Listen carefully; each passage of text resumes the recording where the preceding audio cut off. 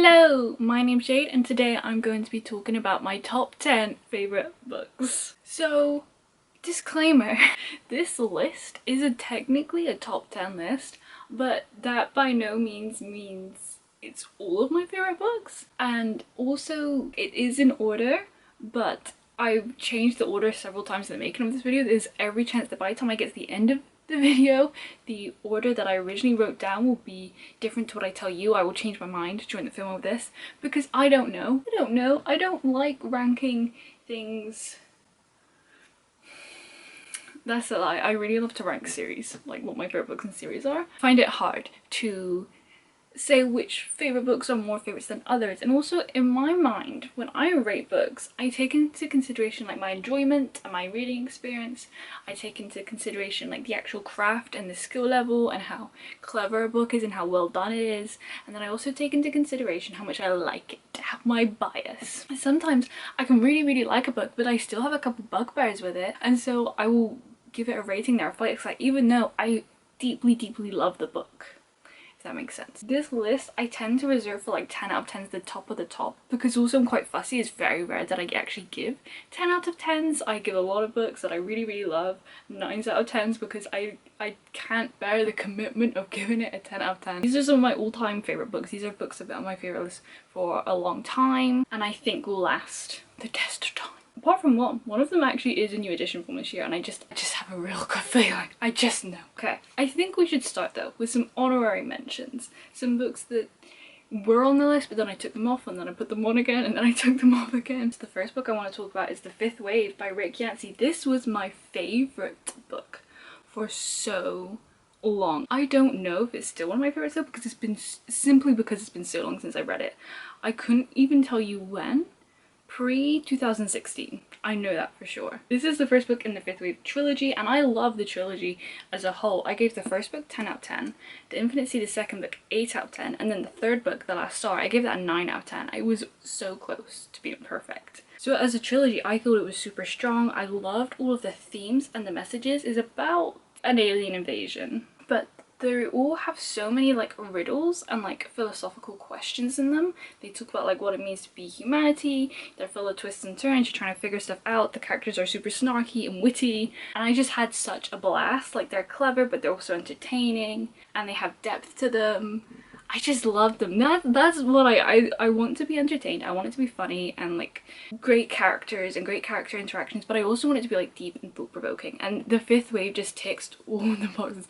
I'm now like considering like maybe it should be on the list. No, we're sticking to the original idea. I remember I made my nan read them and she really liked them, so that's a good sign. And then another one that was on the list and off the list and on the list and off the list is Dune by Frank Herbert. I read this 2021. I read Dune Messiah last year. I have yet to read The Children of Dune, this one that I actually really need to read this year. The reason why I'm so hesitant is because I felt really strongly in my rating when I finished it. I was like, yeah, it's really good, but I don't know if it's perfect. Like I have a couple problems with it and it's really good and I'm happy with it being a 9 out of 10. I think about it so often and when I think back to reading it, all I can think about is how well done it is and how clever it is, especially now that I've read Dune Messiah and I'm like so excited to continue on in the series. I think maybe another reason why I'm hesitating is because I've not read the rest of the series and so I want to see how that impacts my thoughts on this first book. Do wonder if the context within where they sit in the series will impact that rating. Like if you take it just as a standalone, it doesn't work because that's not the purpose of the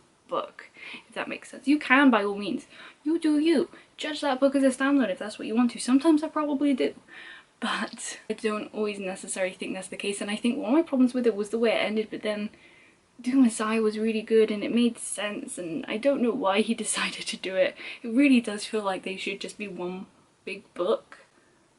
Although, I mean I kind of get it actually, maybe now that I think about it. Number 10 is Illuminae by Amy Kaufman and Jay Kristoff. I originally read this, I want to say 2016. It was 2016. I vividly remember reading this the first time. because I read it in like 2 days or something. For me then, that was unheard of. I mean, that's still pretty unheard of, to be honest. And then I reread it in 2020 when I did the reading rush. And while that was still quite a while ago, maybe I'm due for a reread. Maybe next year, every 4 years. I vividly remembered that reading experience as well. And I remember being so impressed with how well it held up, because I'm pretty sure before that I thought that maybe it was a favourite. And then reading it again, I was like, yeah, I really think this is. So this is a sci-fi adventure type book. It's set in space, in spaceships. A planet basically gets blown up, this little planet, and they all have to evacuate onto these ships. And it's kind of like a space opera type ordeal with like, who can we trust? What's really going on? There's like politics involved. It's really uniquely written though, because it's written in like transcripts and documents. Can you see? Oh, there was a map just then.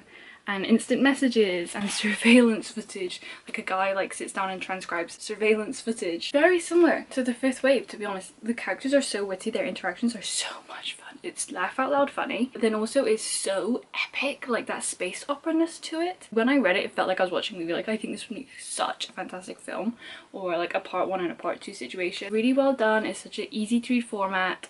I flew through it both times I read it. And it's so epic. I cannot go over the epicness. I love me an epic story. At number 9, we have The Invisible Life of Addie LaRue by V.E. Schwab. This is one of those that, like, again, I gave it a 9 out of 10 upon initial reading. I think I read it last year, and I think by the end of the year, I thought that maybe it was my favourite book I read that year. In reflection, I don't think it is. But I don't know where to place it, because I really love it. I really want it to be like flawless in my mind, but I don't think it quite is. But then again, coming back to that thing, I really love it. I really bonded with the book, and I think if I were to reread it, I would feel such a deeper attachment than I did the first time, and I think it would sit with me a lot stronger, and I would be much more compelled to say it's a favourite. And I do think like books are meant to be reread, so that is a valid way of looking at books. I don't necessarily want to give you a synopsis if you've not heard anything yet. It is one of those that I think the less you know, the better. Our main character, she's cursed, essentially. And then she has to kind of go through the rest of her life trying to figure out what this curse means to her and trying to still make something of her life. It's beautifully written. The writing is gorgeous. The characters feel very real and complex. The concept of the story and the themes, like it talks a lot about like what art means and what our memories mean and inspiration. It talks about lots of really interesting topics to me. I think one of my main problems with it was the way it was structured and the way certain elements of the story were told to us, but if it weren't for that, I think it could have easily been a 10 out of 10. I just don't think I connected with it as strongly that first read as I wanted to, and I had those structural issues, and I think if I reread them I wouldn't care as much. Next up we have Empire of Storms by Sarah J. Maas. Going back to the rant of like how you can have favourite books within a series, this has to be on that list. The Throne of Glass series by Sarah J. Maas is one of my favourite series of all time. This was my favourite book within the series. If you don't know what Throne of Glass is about, do I have to really give you a synopsis for what Throne of Glass is about? YA fantasy with lots of romance, but it feels like on the verge, new adult, especially towards the end. I think we're in new adult territory. I should say from this one onwards. Very epic. We're following Selena Sarathothian. Oh my god. And she was in this like prison, this like really high stakes prison. She gets entered into this competition to become the king's like #1 trusted assassin, and she was an assassin in her past. And the prince, the king's son, pulls her out of this prison to enter this competition. And we go from there. Adventures ensue. The characters, Sarah J. Maas's characters. When I think about her books, and I think about them on a daily basis, I think about them 24/7. All I can think about is the characters. They're witty and they feel so real, and their interactions are pure golden. And they have so much heart. They all have so much plights and struggles to go through. They're constantly being pushed and tested, and it's just so endearing to watch. This one is my favourite of the series, largely because I think of where it takes place in this series. I think more or less, for the most part, the story kind of like got better with each book. I actually really like the first 2 books though. Heir of Fire like takes the story in a direction. It moves the story in certain ways. And Queen of Shadows is so good coming off the back of that, and then Empire of Storms is so epic. Don't get me wrong, Tower of Dawn is really good. Kingdom of Ash is also fantastic, as the last book is amazing. To me, this is kind of where it peaked. Again, I love Tower of Dawn and I love Kingdom of Ash, but the epicness of this one, the way it just brings certain things full circle. I vividly remember how this book opens with like the banging of the bone drums. I loved that element to it. It was everything when I was reading it. I just remember reading this thinking like, this is the best thing ever, this is so much fun. That I kind of, in my personal opinion, think this is where it peaked, just because I love the way this wraps everything together. I think Kingdom of Ash doesn't do it as beautifully. I think this is the book that does that the best. It feels like we're leading up and then this kind of culminates, I'd say 95% of the story, and then Tower of Dawn and Kingdom of Ash do like maybe the last 5%. Sarah J. Maas just really never fails to work me up. Kind of feel like that might be higher up on this list, to be honest, like after how emotional it made me feel. Next is Conversations with Friends by Sally Rooney. I read this one for the first time 2019, and then I reread it last year. I remember when I read it that first time, that was the first time I've ever read a Sally Rooney book, and it was the first time I'd ever read like hardcore literary fiction as well. So I didn't really know what to make of it.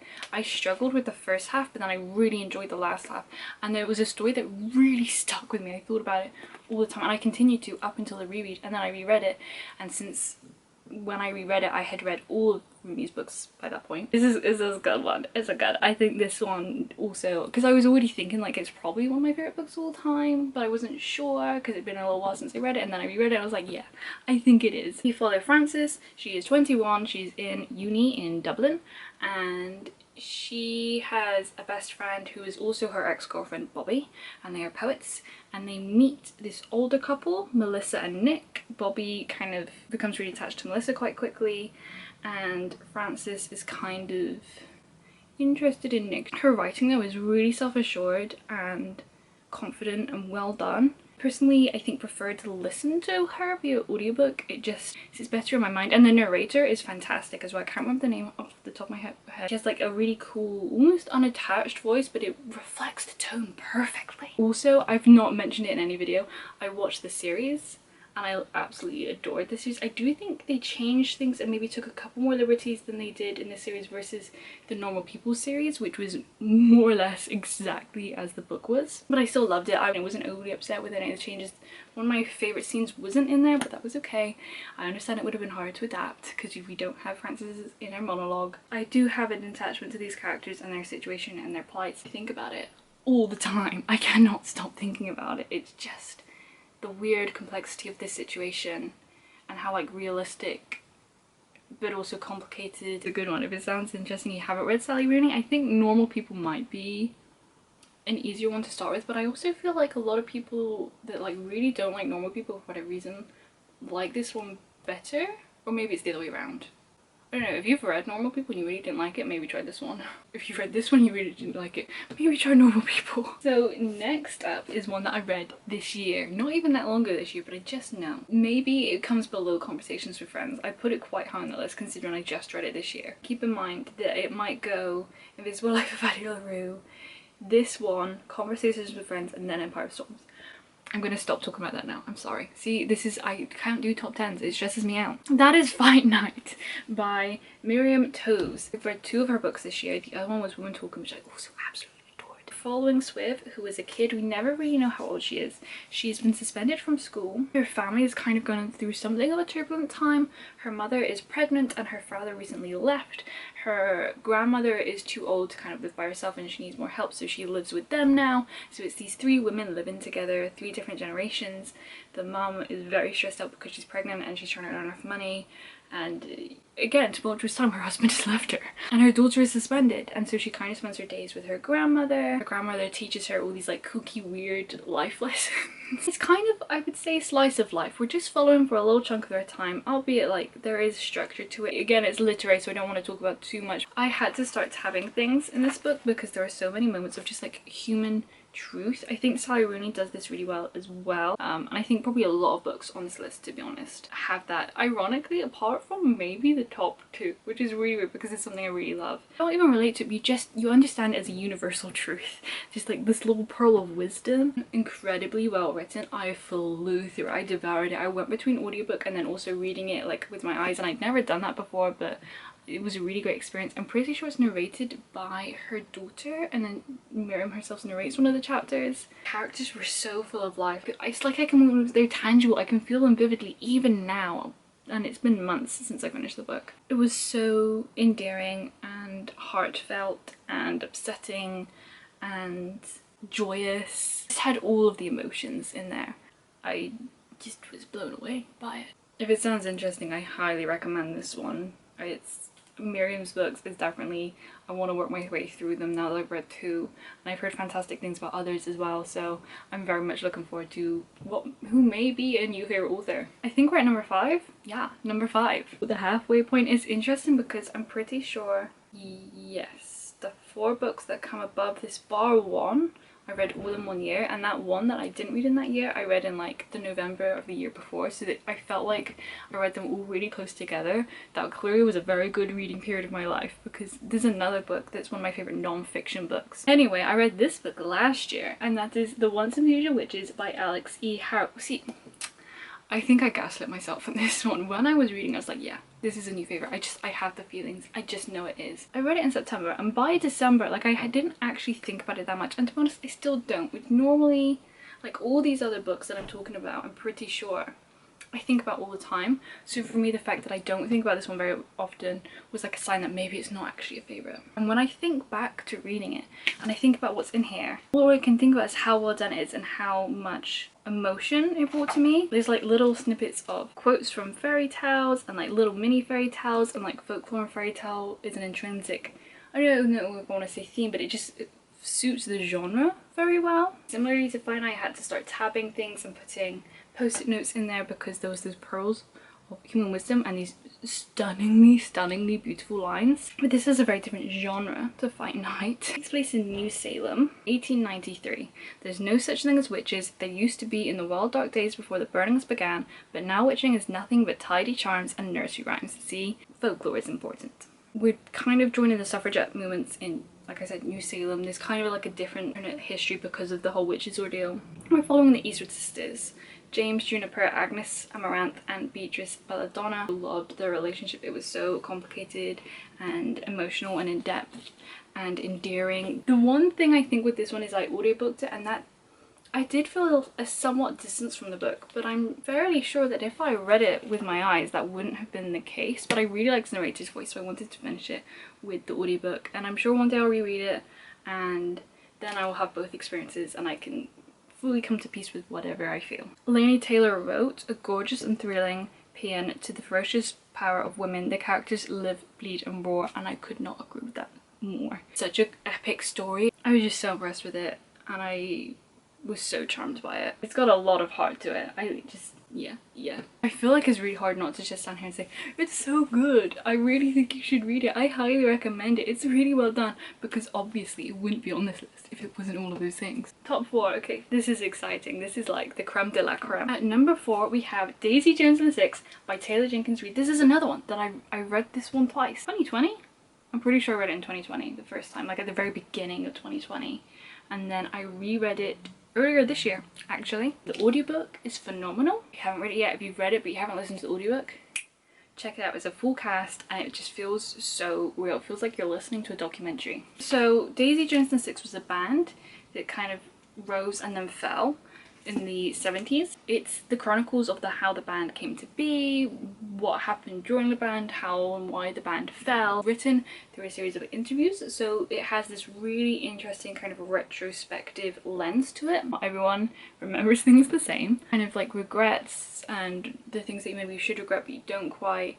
That's really interesting. And again, those pearls of human wisdom of just like what life is, and relationships especially is something that it talks about a lot, being that we're following a band, but then also romantic relationships is a very big thing. I'm like so fascinated with bands. I love like behind the scenes of bands. It must be such a tense relationship, because ultimately it's a working relationship, it's a professional relationship. At the same time, if you don't like each other or you don't have fun together, that's gonna be really difficult. So it's like such a pressure cooker situation, I feel like. And especially I think there's something very nostalgic and interesting about bands of the 70s, and so there's that aspect to it, but then like I said, there's also how real these characters feel and how complicated it all is, and heartwarming and endearing, and all of the things I've said about so many of these other books. I'm really getting repetitive and I'm sorry, but clearly there's just certain things I like in my books and they keep coming up. At number 3 is Normal People by Sally Rooney. Sally Rooney is one of my favourite authors. Ironically, Beautiful World, Where Are You?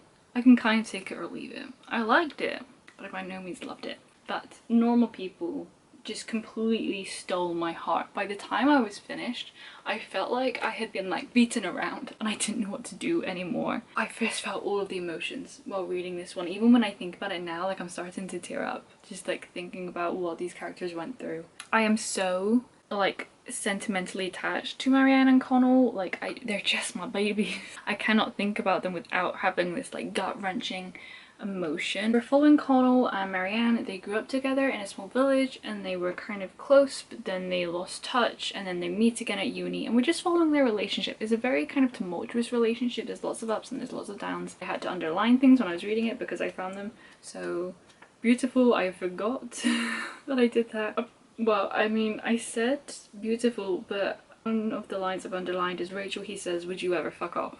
I think it's really well done. I think it's a really interesting character study. I think these characters are so in-depth, but it's not all on the page. You have to pick it up a lot for yourself and interpret it for yourself. It's a very kind of smooth reading experience. It's very kind of blunt. So you're constantly interpreting what's going on and trying to read like into their minds and think about what they're actually thinking and why they're doing these things that on the surface are very frustrating. Like when you get frustrated with characters, like why are you like this, why don't you just communicate, blah blah blah blah, but that's real life. People are complicated and don't do what they should do all the time, and these two are perfect examples, and that's kind of the point. They don't feel like they're normal people. They feel like they're broken and they're messing everything up all the time. That is normal people. That everyone does that. I mean, like I said, I think Sally Rooney is a master writer. Her writing is so well done and her characters are so real. Like I said before, if you had conversations with friends and you didn't like it, maybe give this one a go. Okay, top two. This is where it gets tough. When I think of favorite books, it's always these two that come to mind first. Number two, The Starless Sea by Erin Morgenstern. We're following Ezra. I want to say his name is Zachary. I feel like Ezra might be his middle name. And he finds this book in a library full of these little like weird short stories. And one of the short stories is him. It's something that happened to him at one point in his life. He's then like, what the hell is going on with this book? And it's this crazy rabbit hole of an adventure. I can't even fully remember all of the intricacies of it, and I'm not even going to try and explain them to you because there's a lot that goes on. It's one of those books that not everything makes sense. I've managed to feel at peace with, I want to say like 95% of it. There's like one thing, I can't remember what it was, but there's one thing that I wasn't 100% sure with either what it meant or what it represented or what like where that piece of the puzzle fit in, but I think it's fully one of those where you're not supposed to understand everything. I feel like different people will make different interpretations coming out of it and different, you know, it will resonate with them in different ways, and I love that about it. I love how convoluted it is and how there's a quote in here that summarizes it beautifully. I can't remember off the top of my head. It's like the more you read, the more confused you get, but the more beautiful it is. Something to that effect. That is this book. This is one where I think the plot really shines through, and it reminds me a little bit of Addie LaRue in the writing, how decadent Erin Morgenstern's writing is. I also really love The Night Circus by her, and I cannot wait for whatever she puts out next. It's just this beautiful treasure trove of a book. It felt magical when I was reading it. My tattoo on my arm is a quote from this book. No story ever truly finishes. Ends. What is it? No story ever truly ends as long as it is told. Yikes. And I mean that concept that books will always be rebirthed with every time they're read, how everyone will take something different away, they're constantly evolving because people keep reading them and keep reinterpreting. The story never dies. It's something that I've always thought and I've always loved. Like that this book talks about it's one of those that also talks about the power of books and the power of words and the power of stories, imagination and magic.